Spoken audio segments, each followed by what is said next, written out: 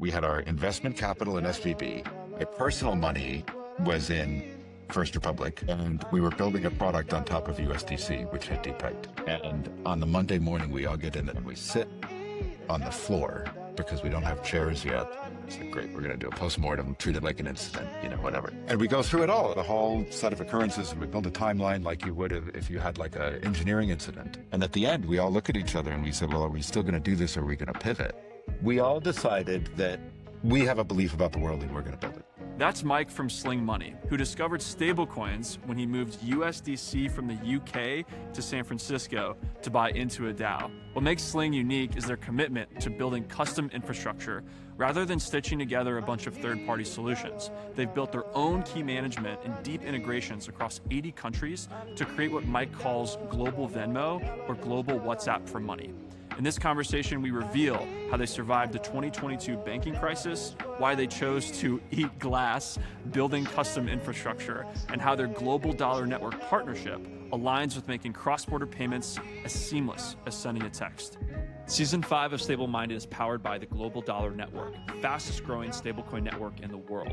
Anchorage Digital, Kraken, Paxos, OKX, Robinhood, WorldPay, Bullish, and many others are earning real revenue from stablecoin activity across minting, custody, and payments. At the core of the network is USDG, a US dollar-backed stablecoin issued by Paxos. Global Dollar Network shares reserve yield directly with its partners. Join the network, moving the ecosystem forward. Visit globaldollar.com/network to learn more. All right, Mike, thank you so much for joining us, man. How's it going? Yeah, really good. Thank you. It's a great day. It's sunny here in London, which is a wonderful, wonderful thing. Life is good, man. Yeah. How are you? Everyone's smiling, walking to work today. That's great. Excellent.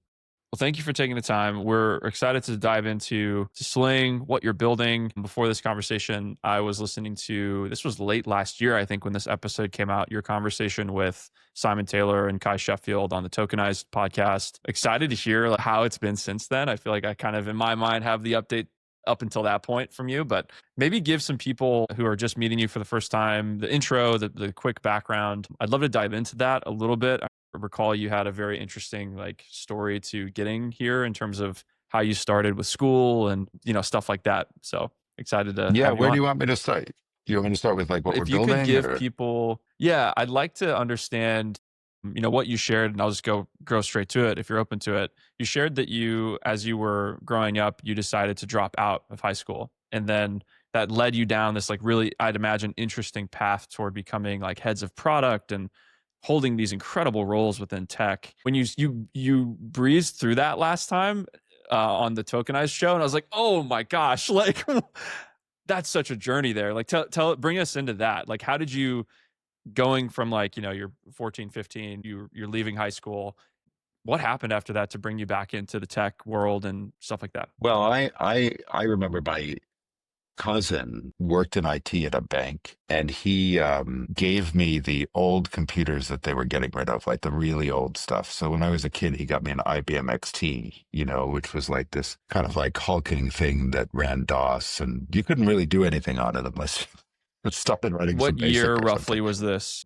This would have been kind of in the 90s sometime. I want to say I was around 10 or something, but I couldn't tell you exactly. And then my brother had an Amiga, which was a really amazing machine. It had real color depth and decent sound. And I would play Populous and Marble Madness on it. And it had a multitasking window manager and all this kind of stuff, which was pretty amazing. And so that was probably a little bit later. I just remember the juxtaposition of those two things. At some point before I dropped out, I decided that I really wanted to have a real computer. And so I worked as a bridge caddy. My mother was a competitive bridge player, and they would have these giant tournaments, and they would pay you $8 or $9 an hour to be on your feet all day, carrying duplicate bridge hands from table to table and picking up scoring slips and taking them to the director. You make about $40 a day. And I did that enough that I could buy a 486 or something, which was a really big deal for me. And so I was into computers from a very young age. And I was not into school. I was terrible at school, at least by the time I got to high school. I just found it kind of simultaneously really boring and stifling. And I didn't like people telling me what to do. And I stopped going to class. And in my sophomore year, they told me I was going to have to repeat the year. And I was just like, I don't want to do that. And we somehow came to a deal where I would stop attending school up until the point that I was legally allowed to drop out. And they would kind of like look the other way until that point. And then I dropped out and I was going to go to college. I like applied to some colleges and that was kind of like sort of part of the deal. And I just kind of like did nothing else for like 6 months. I just kind of like stayed at home. I guess I kind of like built stuff and hung out on IRC a lot. And then I met some people who were starting a company in like computer security and privacy space, kind of building a almost like a commercial precursor to Tor, the onion router, and hooked up with them and wrote code for them for a while. And I was terrible. I had no idea what I was doing. I mean, you can imagine, you're like 16 and, dropped into this environment. And I didn't know how to work. I didn't know how to write quality software. I kind of loved it. And then after a couple of years, it didn't work out. And, one of the people I worked with there was like, you should move to the city. You should move to New York and you'll be fine. Like, I'll help you get a job kind of thing. So I did that. And I worked as a contract developer for a year or two before I got a job at the National Hockey League. I wasn't a hockey fan, but I learned to be a hockey fan. And I was there, for the... Isn't it hard to like just try to give the overview of all of these things and you're like somehow it's trying to stitch them together, but like, oh man, it's so much is going on here. Okay, I gotta pause you. So Yeah, you have these older brothers. Are they older brothers? The two of them? one older brother. Yeah, One older brother. And Yeah. he was smart, interested in computers, like kind of brought you into the fold there. Did he end up like going down the computer route too? Yeah, he did for a while. He went to NYU for film school and then switched to Cooper Union to do electrical engineering, which was really kind of computing, CS, like early CS. Yeah. So you looked up to He didn't him. end up. You saw this Yeah. was kind of on the way into the world of like innovation and fascination. Did you know at that time like the power of this device is going to like change Yeah, everything? totally.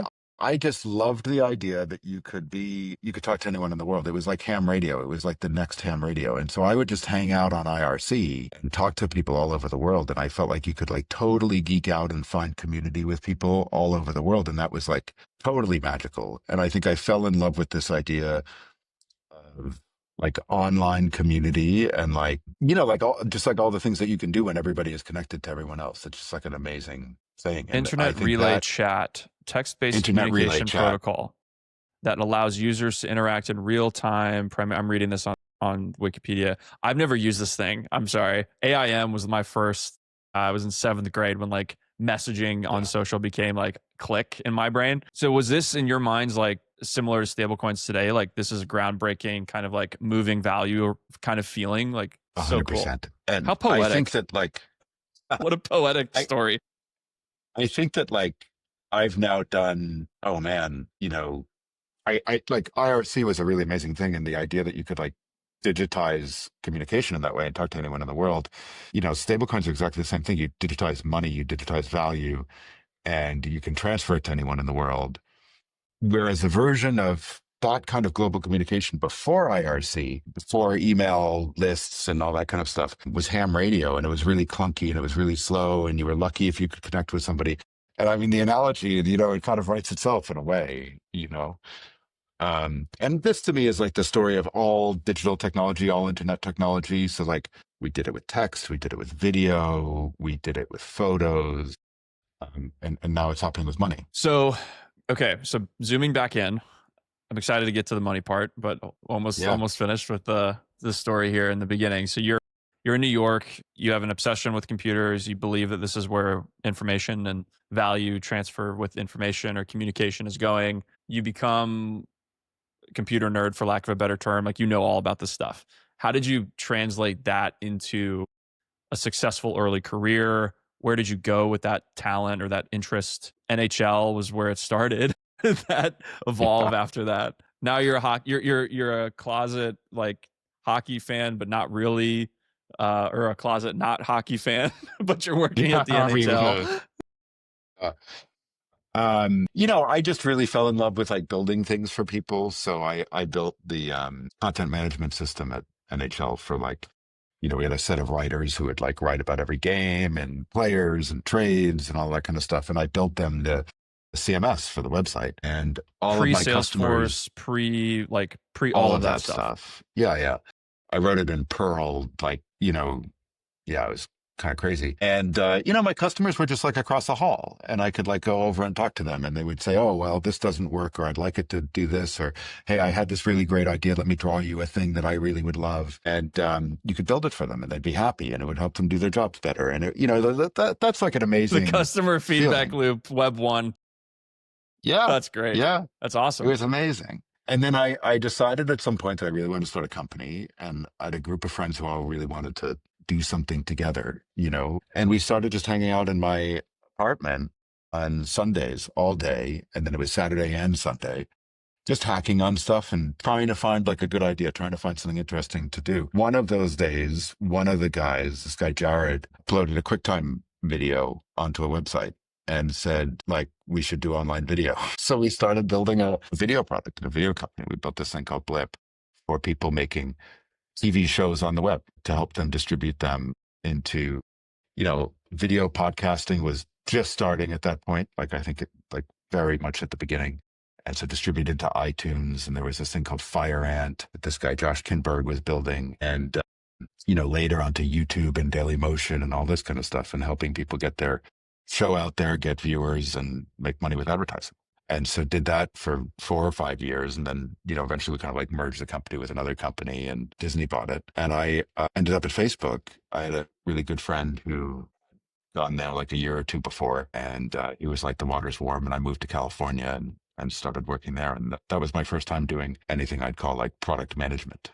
That's amazing. Now, okay. And now you're in the kind of internet, post-tech internet world, things accelerate from there. You start getting, you find yourself into fintech. You start like seeing where money can move over these rails, but it's more of, I'm imagining like a Web 2 experience. I'm super fascinated about Blip, just given like, seems like that was you're doing a podcast. Yeah, I mean, obviously, but it's thinking about it more of like, what is the opportunity that we can create a platform to have other people come in and create things and ride this wave. And for us right now, we're thinking about financial data, and financial research is kind of like, for you, it was podcasts and videos on the internet, but now it's like gathering on-chain data and creating research around it that you can then be known or compensated or kind of given a system for.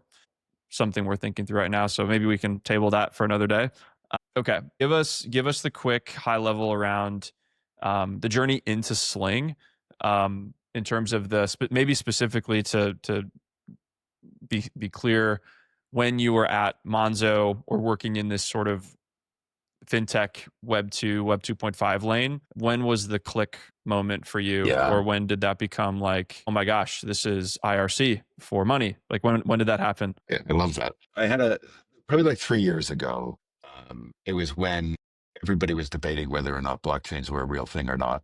And there were incredibly smart people on either side. And I was just like deeply curious. So I decided to get into it, learn everything I could. And I fell in love with self-sovereign identity, actually, and like building an identity product. And a friend of mine pinged me and said, I'm going to buy some land in Montana, and with a DAO, everybody's going to get a tradable token representing their share of the land and all this kind of stuff. Do you want in? And I was like, sure. I'm just in learning mode.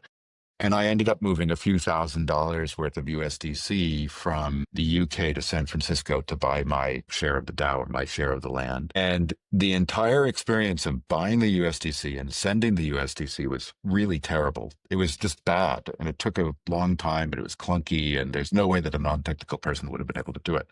Yeah, it's scary. Terrifying. The transfer itself was instant and free. It cost like a tenth of a penny. And it kind of blew my mind. And I said to him, we should start a global Venmo. We should, build WhatsApp for money. And he was like, let's do it. Like, I'll transfer you the money now. He has a venture firm. He was like, I'm in. Isn't that nice when you have friends like that? It's incredible. And I said, like, not yet. Here, what's your accounting number? Yeah, totally. He was like, I'll wire it before we even have a deal, whatever. And I was like, let me do some work. And I spent 2 or 3 months with my co-founder talking to everyone who worked on DM and Libra at Facebook, talking to people at Wise, talking to people at PayPal and Cash App and Venmo to try to understand, like, for one thing, why nobody was doing this. And after 2 or 3 months, I was like, we should just do this. Like, we should build this. And so the idea behind Sling is that, well, it's like global IRC. So it's like, for money, you can connect everyone in the world to a single instant financial system. You can, um, send money to them, to a person by name or phone number or whatever, with a couple of taps, abstracting away currency and everything else. The transfer is basically instant and free, or as close to free as possible. And, I think once you see the underlying technology and the possibility of the thing, and you have the context of all of the things that have come before, it's like really clear this is the way everything is going to work at some point, right? And, it has happened in other media already. And I think it is happening now in money. And that's what we're building. We just think that that's such a good thing for the world. It's such a good thing for people, for anyone in the world to be able to participate in a global instant financial system, to be able to send and receive value instantly and for free or super cheap is just fundamental. And will change the world as much as any of those other communication technologies have changed the world. So you feel this conviction, very, I don't want to like oversimplify the funding process or the growth process, but it sounds like you get capital fairly straightforward from this trusted friend who believes in it, this colleague. You now have this like charge to go do this thing. Was this like 2022-ish era or 2021? Yeah. Like Coinbase is public. There's some really like shaky commercial things that are falling apart, but people are still like, the train's left the station, the shit's going to happen. Our first office, 2 days after moving into our first office, before we had finished putting all the IKEA furniture together, USDC depegged, SVB collapsed, and First Republic came close to collapsing. Like literally that, that post weekend. FTX, right? Yeah. Okay. Yeah. That was probably one of the most tumultuous times I can recall being in this industry working. I was at Coinbase, I think, at that time. I felt, it was almost like, am I in the wrong place? Like it was the first time in my career I was actually like, 100%. did I really take a wrong turn here? Because shit's like falling apart everywhere I can see. But like, no, it was one of those things that I think a lot of people, there were layoffs going on. Capital was dry. Like right now, capital's like flowing everywhere. But like at that time, builders were not, like it was hard to be a builder at that time and have even at a big company like Coinbase. Like Coinbase was like in some ways sucking wind in certain parts of the org. And I don't know. So we're in this moment. You get conviction around IRC for money. Did you know the first that time I used that stablecoins? analogy, it's great. Yeah, I mean, I love it. We'll definitely chop up like a fun video around that in post. That'll be a fun one to go and do. So stablecoins are obviously like you're on a stablecoin podcast. They're becoming a part of mainstream culture now, but that was not the case. Did you know, when did that conviction become like, okay, this is happening, this isn't going anywhere? Because at that time, stablecoins really weren't even still a part of the conversation. Well, I believed it before we started the company. We would not have started the company if not for that belief. And so when all of that chaos happened, our investment capital was in SVB. All of my personal money was in First Republic. And we were building a product on top of USDC. And we had a post-mortem on the Monday. Wait, say again what happened? All three of those things. Yeah, so we had our investment capital in SVB. My personal money was in First Republic, and we were building a product on top of USDC, which had depegged. God, and you had just went all in with the team. Like you're moving into the office. Like, all right, we're doing this thing. So there are five of us on the team at that point. And on the Monday morning, we all get in at like 9 o'clock in the morning on Monday, and we sit on the floor because we don't have chairs yet. James Routley, who runs engineering for us, says, I'm going to run a debrief on what's happened over the weekend, and we're going to decide what we're going to do moving forward. And I was like, great, we're going to do a postmortem, treat it like an incident, whatever. And we go through it all, and we go through, the whole set of occurrences, and we build a timeline like you would if you had like an engineering incident. And at the end, we all look at each other and we say, well, are we still going to do this, or are we going to pivot? And like, do this as in a business? Like, are we going to still do this business? Like, are we still building like on stablecoins, And was there anyone on the team who was just like, I mean, maybe that's a bad question. Okay. No, everyone was all in. The answer is no.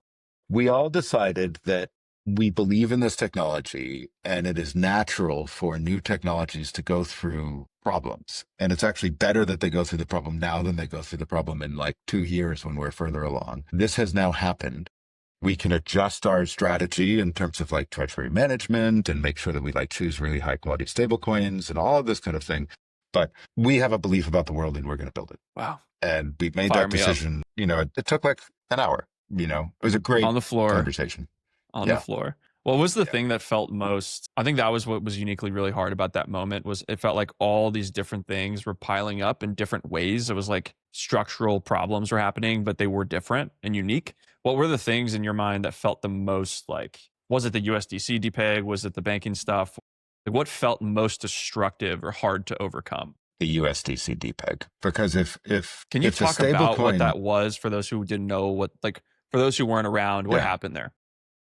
well, so a stablecoin is basically like a IOU or a promissory note, or it's a reference to money which is held on deposit in a bank somewhere, right? And for the promise is that for every dollar of, in this case, USDC, which is in circulation, there's a dollar in a bank somewhere. And, you can redeem this dollar for that dollar whenever you want, right? That's like fundamental to this instrument and what it is and why it can work. And SVB, Silicon Valley Bank, collapsed, and a non-trivial portion of the reserves backing USDC were in SVB at the time. And USDC over the weekend, therefore, depegged by basically exactly that amount. So whatever it was, I don't remember exactly. Let's say it was 5 cents on the dollar.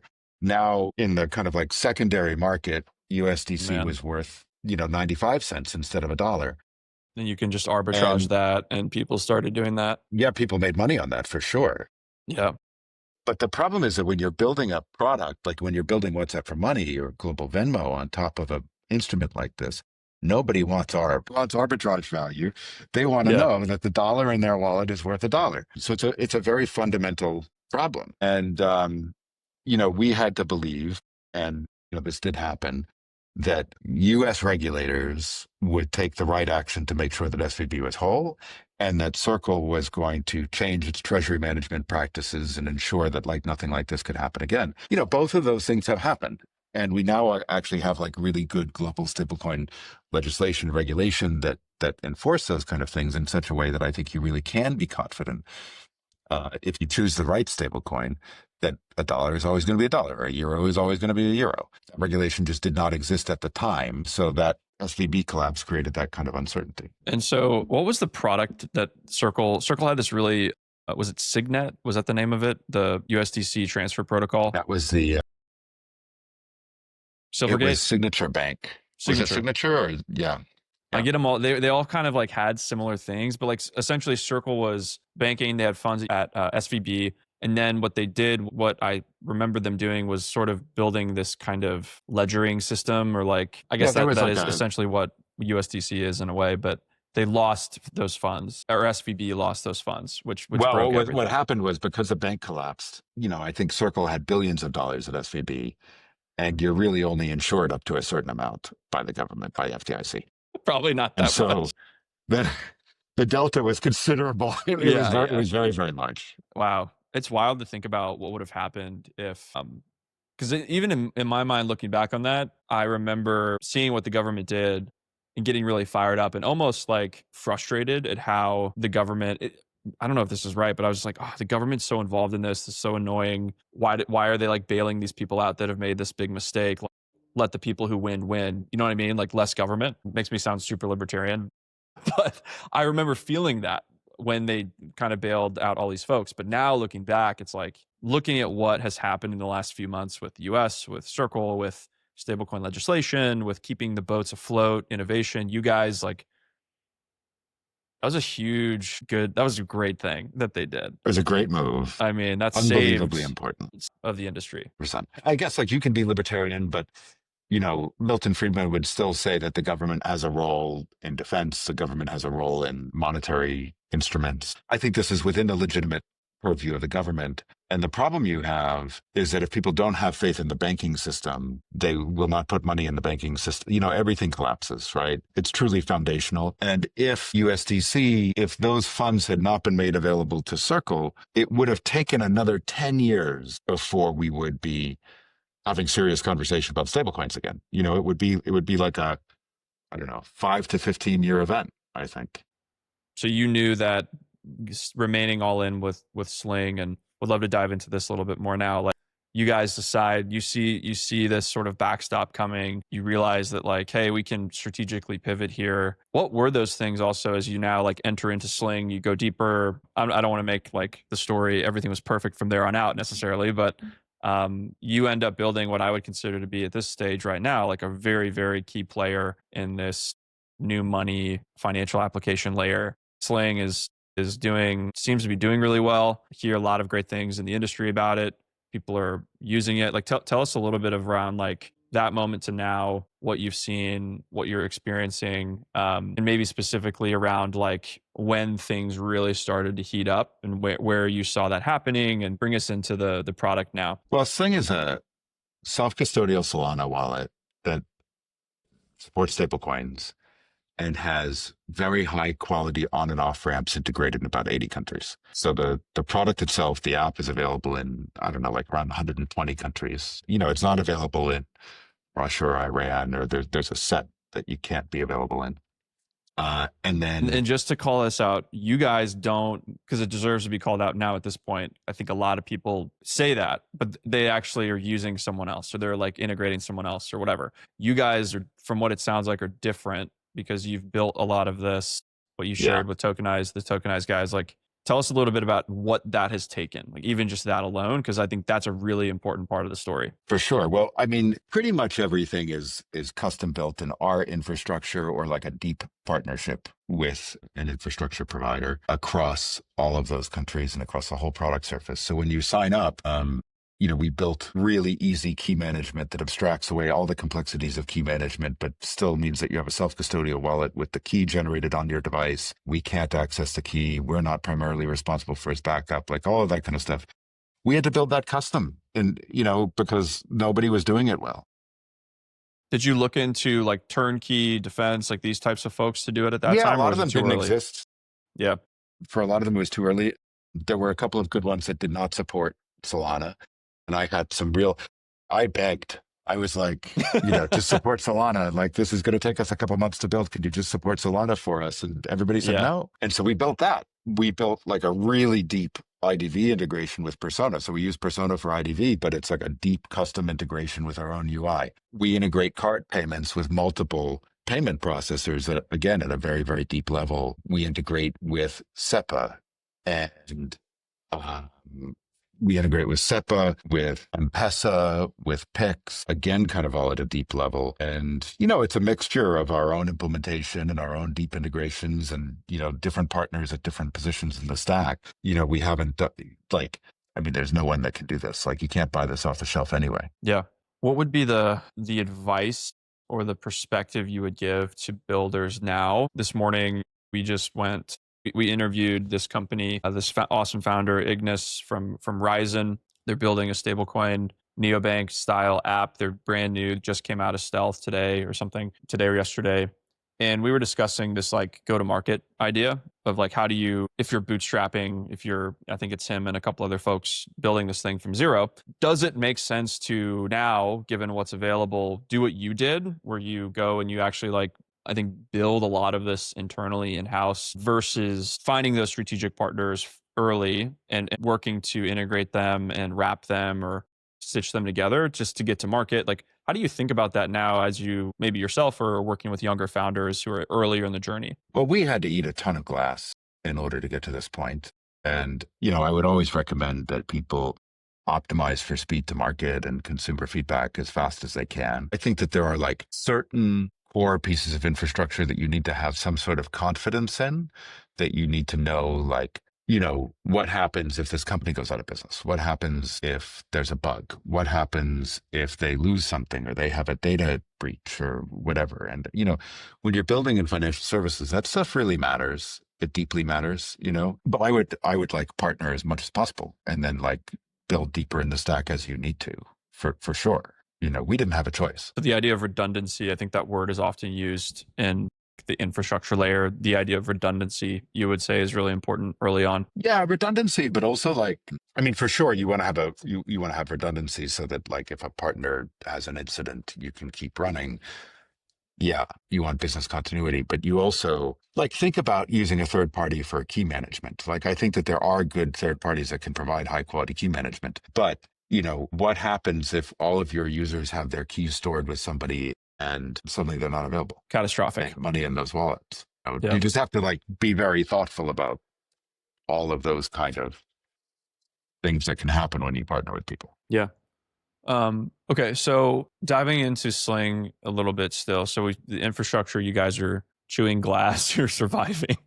You're building a great product, you're starting to onboard users. Tell us a little bit about like the last 12, 24 months around specific parts of the world that are using this thing, and what are you learning about these different users?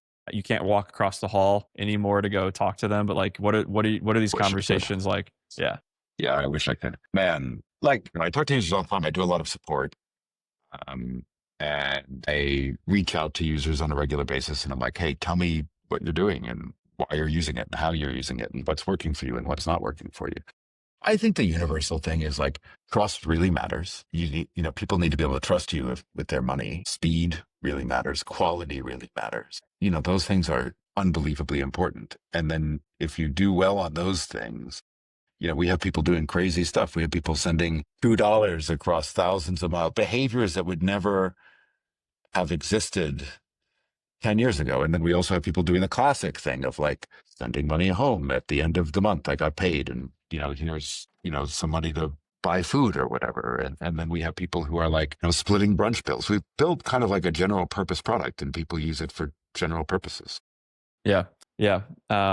We were having a conversation recently with a founder who said something along the lines of like, we're just seeing what people use money for. Like, it's just I think Kai Sheffield at Visa, he was sharing just like, yeah, this was Farouk from Rain. Shout out to them. But like it's like, yeah, it's kind of boring. Like this is just what people use money for. It's not like 22 crypto luxury NFTs and watches and stuff. It's just like, yeah, what you mentioned, which is really interesting. Can you tell me a little bit about reflecting on this last night? And I'd be curious to hear your perspective on this. My background is payment processing. Started my career at Square, moved to Coinbase, did Coinbase Commerce, if you're familiar with that product at Coinbase. And all of my kind of background is like people are exchanging value. We're making money in the middle. Like you're sending someone or processing a payment, there's money being taken in the middle. And that has been the perspective of payments for a long time. It's like, well, okay, we'll just take a little slice. That does not seem like IRC computing. Like IRC computing doesn't seem like that's very like ethically aligned. How are you thinking about, and maybe this leads into USDG or some of these things for you, but like, how are you thinking about the commercial layer here? What are investors raising eyebrows at in terms of what you're building financially? Because I'm imagining it's different than payment processing. You know what I mean? Yeah, it's different for sure. Well, my dream is to do all of this for free, like free to the end user and to make money as indirectly as possible. I still don't really know how possible that is, to be honest with you. You start out, your costs are high. As you gain scale and build partnerships, they drop considerably. And then your your indirect revenue streams start to pick up. And we have lots of spreadsheets that show that we can make these things work. And the truth is that we don't totally know yet. We're finding out. Are you guys still, I'm sending 2 payments to you. You're in London, or $2 payment to you in London. Network fees, gas fees, like you're not taking spread on that right now, on-ramping, off-ramping. Like, so it's literally zero cost, but you guys are paying something there, right? Yeah. Well, gas fees are super, super, super cheap. They're trivially expensive. We use Solana. Solana is fast and cheap. Fine. It's really on-ramps and off-ramps. Don't shoot the messenger. On-ramps and off-ramps are the things that cost you money. There are some off-ramps that make you money. Currently? USDG is or you're saying just for you guys in the future? Yeah. Well, Yeah, there are off ramps that exist that make you money, and the question is just like, how do you balance these things? And then there are going to be, we went through this at Monzo. There are going to be then some set of like unprofitable activities or behaviors or whatever that over time you have to optimize away in one way or another through fees, through other tools. My hope is that the efficiency of stablecoins, the lack of a need for a float, the speed with which you can move the money. Um, USDG economics, like all of these things together, really substantially change our cost base. And I think the other thing is like we have a belief, which is so far largely borne out, that it's possible to build a product like this with like far fewer people than were necessary a few years ago. So, we won't be able to survive forever as 30 people, but, we probably don't need to be like 15,000 people either. And so the fundamental economics of this are very different. And our hope is that we can kind of bring almost like a domestic banking business model to international payments and just like really eliminate the idea of an international payment for most people, for most things, not for everyone, not for everything, but in the same way that you don't think about making a long distance phone call or a local phone call anymore. You just make a call or make a WhatsApp video call or FaceTime or whatever. And it doesn't really matter whether or not the person you're talking to is next to you or they're on the other side of the world. It doesn't cost you any different amount and the quality of the call is the same. We think that should be true for payments. And that was impossible 10 years ago. And we think it is increasingly possible today. Yeah, it's really profound. Tell us, so with USDG and this commercial approach there, for those, we've been actually really, it's been really fun last few conversations in this season. We've talked with a variety of these other network participants who are using USDG in a variety of different ways. This is so stupid in my mind, but like the commercial model, when I think about it, it's like a pie. And then actually this is even better. My grandma always says this. I'm just thinking of this on the spot. It's kind of off the cuff, but my grandma is always like, growing up, she didn't come from a lot of money and food, and like it was kind of a rough situation for them growing up. And so it was like, we still give her a hard time because when we eat food together as a family, like she just like scarfs it down like very fast. If you don't, I do that like too. You have to go quick because if you want food, like eat it. And she grew up like that. And I think about the USDG network commercial model as that. It's like you're all coming to a table and there's like this, there's this value in the middle. And I hope the USDG team doesn't think I'm totally off when I'm saying this, so apologies if I am. But it's like who's gonna eat the food, right? Like who's gonna be the one who earns that share of this value around this network? And if I'm understanding that, that's kind of how it works. So like if Sling is my nana at the table, like you guys are gonna have a lot of that reward coming. Is that how you think about it? Is that off? Like, how do you think about USDG? Well, yeah, I think that like I really hope my nana doesn't stablecoins hear this. have. She's gonna be pissed. I don't think she listens to this. Stablecoins have different levels of network value depending on the number of participants in the network, right? So like if you're building a new stablecoin, you want to incentivize you need to find a way to incentivize as many people as possible to take the stablecoin, to support the stablecoin. Right now, USDC has the best network. USDC does not pay very much to participants in the network. They don't have to because they were early and they kind of like built the network organically on the power of the fundamental technology. If you're a new entrant now, you need to find a way to incentivize participation in the network to get to the point where there's real utility there. And, you can exchange $1 of USDG for shillings or real, euros or whatever, and that there are participants everywhere who can support that. And so I think that the economics of the system are really brilliantly designed in order to incentivize people to build that network and drive usage of this coin and this network. And yeah, they're like volume incentives and all sorts of things like that in order to do that. But that's kind of the fundamental goal. And if we all get there, if all the network participants get there, great, because everybody gets to enjoy better economics than they would with other stable coins. And there's ubiquity. It's like Visa, what does it take? Accept it everywhere that you want to be or you want to go or whatever. But, I think it's a very powerful system. And so with participants, you mentioned, like, does this mean that, and maybe they're still figuring this out and it's kind of early to ask a question like this, but are you saying that if you have 100,000 users on Sling and they all have $1 on that account, that they're holding in, let's just say USDG, hypothetically, or that there's some way that that's backed, by USDG in their wallets on Solana, would that be more valuable than one user or two users with $50,000 each commercially in the sort of kind of dining room table experience? I mean, this is a level of detail that I'm not really prepared to get into, to be honest with you. Okay. I'm just I really think about it. curious because it's hard for me from the outside looking in to understand how are Yeah. these commercials all breaking down. Yeah. Um, I think it's probably better for somebody from Paxos to give you the details of the way that the incentive structure works and like the way that they want to talk about it and all that sort of thing. But I would say that it's like, I don't know if you know Walter at Paxos, their chief strategy officer.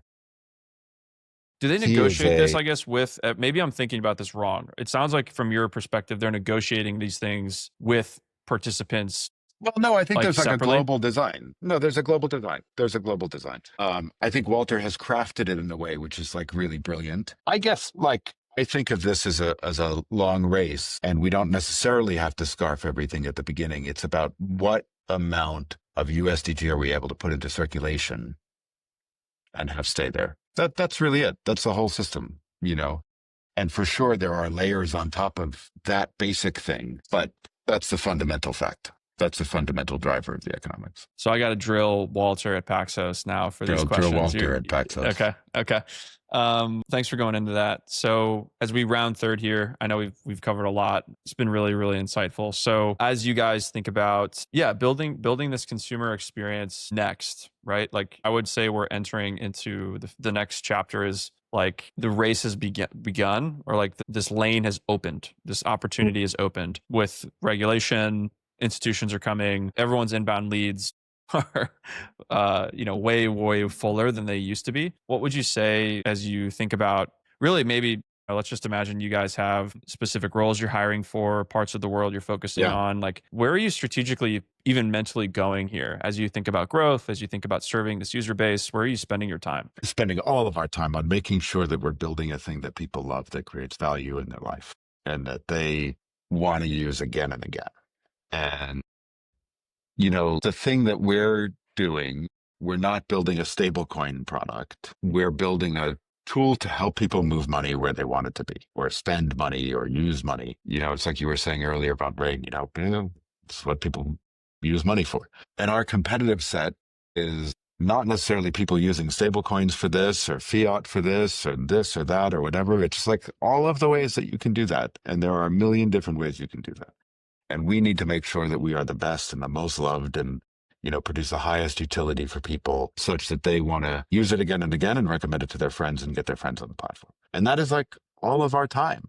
And, sometimes that involves targeting specific geographies and demographics. Sometimes that involves like understanding why we are, successfully supporting one use case and not another. There's just like all sorts of different pieces to that. But for us right now, it's just all about like consumer product, like building a great consumer product. And that's taken you guys, you said in the early days, you worked very closely with specific regulators, specific parts of the world, people who are helping build this policy. What does it feel like now versus maybe when this journey was beginning from a regulatory clarity sense, working with those types of groups, their openness to this stuff? What does that feel like from your perspective? Night and day. It's great.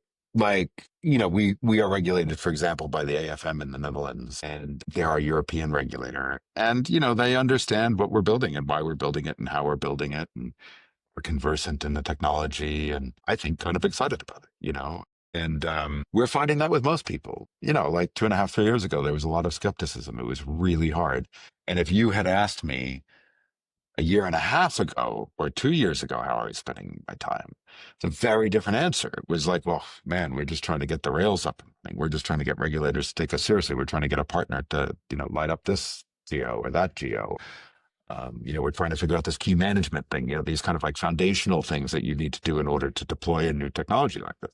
There's still a lot of work to do in those areas and it's still important and everything. But, now my answer is much more, consumer product, customer service, making sure that we're building the right thing for the right people, that they're happy, that our customer service is good, people are getting the answer that they're looking for quickly, like that kind of stuff. And, that's a wonderful transition to have made. It feels really good. Yeah.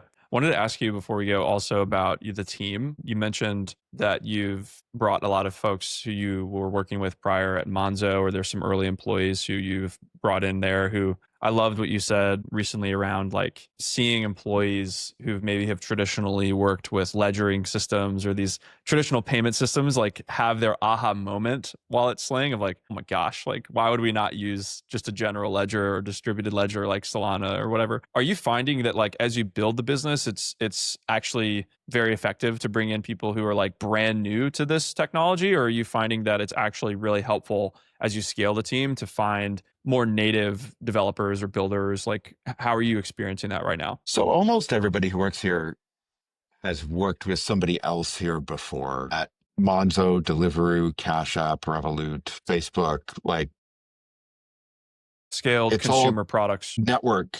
Yeah, it's all network. And almost nobody here has worked at a crypto company, with a couple of exceptions. I think maybe that's a double-edged sword in some ways. I suspect that there is some level of like fundamental protocol level innovation or like things that we could do that don't occur to us as much because we're not as crypto native. And I think that is probably a little bit of a weakness and one that we should think about. But broadly, the thing that we have to do is build a consumer product that people love. Underlying blockchain technology and everything is relatively easy to pick up. And the experience of, how to build a really slick flow for a thing and experiment and run different variants and all that kind of stuff is like, a lot harder to pick up. Yeah. Well, excited to be in it with you and following this journey. I get the sense that you guys are going to be around hopefully for quite some time, and the best days are yet to come for Sling, just with the current moment of everything. Your lips to God's ears. Oh man, I mean, I know a couple of years building this business. I know, it might feel like you've been doing this for. Does it feel like you've been building Sling for a very, very long time already, or do you feel like it's like inning one? I know people are always like, "Oh, it's the first inning." It's like I don't know if you feel that way. Yeah, both at the same time. They're very different feelings that you have. Yeah, it's weird. It's weird. It's like, God, I'm tired, but like it's just starting. I don't feel tired. I definitely went through a period like a few months ago where I was like, you just like need a vacation and you're like, oh, this is hard work, Yeah, But I at see the a moment, pull-up I feel bar like- in the background. You have a Noble shirt on. You strike me as high energy kind of guy. We're running really fast. That's awesome. Mike, thanks for the time, man. This is fun. We'll have to do it Jared. again. Absolute pleasure. Thanks, man. See you soon.